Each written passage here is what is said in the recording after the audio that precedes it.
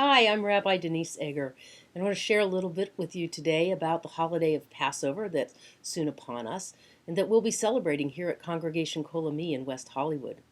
Passover is one of the most joyous holidays in the Jewish calendar. We call it the Feast of Freedom, the Feast of Unleavened Bread, because on Passover we celebrate the exodus of the ancient Israelites from slavery in Egypt to freedom in the wilderness and on towards the promised land of Israel.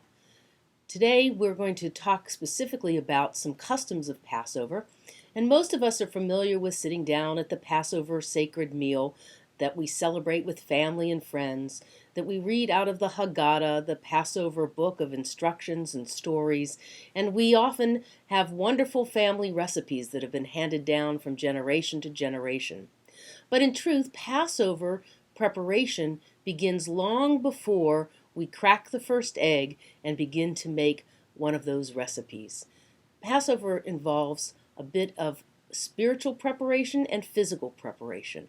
And we are told in our tradition to look in our homes and clear out any chametz. Chametz is leavened product that would be forbidden during the Passover holiday, forbidden from us to eat it. And so bread products, crackers, pasta, legumes, beans, any of those kinds of products we need to remove from our shelves, hopefully give to a food pantry if it's unopened, and clean out and begin fresh and anew for the springtime holiday that Passover is. And so what we are told to do is to go on the night before Passover and ritually enact the searching for chametz.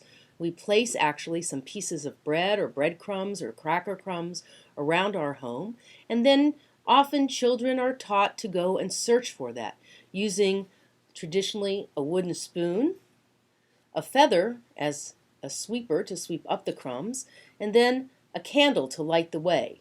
Today, many people use a flashlight or their phone light, but we go and ritually search for the crumbs around our house and then recite a special blessing that praises God and thanks us for the responsibilities of being Jewish and for the search for chametz.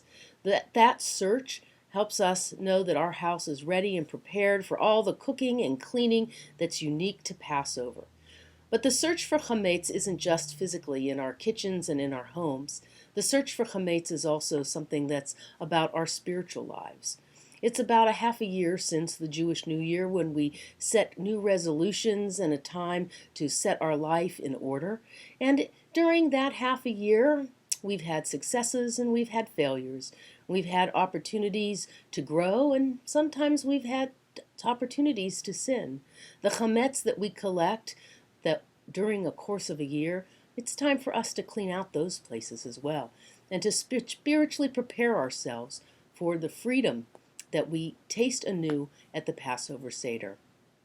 So I wish you a happy Passover and hope that your search for chametz, both in your home and in your heart, is a successful search and one in which you can rise anew into the wholeness of freedom. Happy Passover.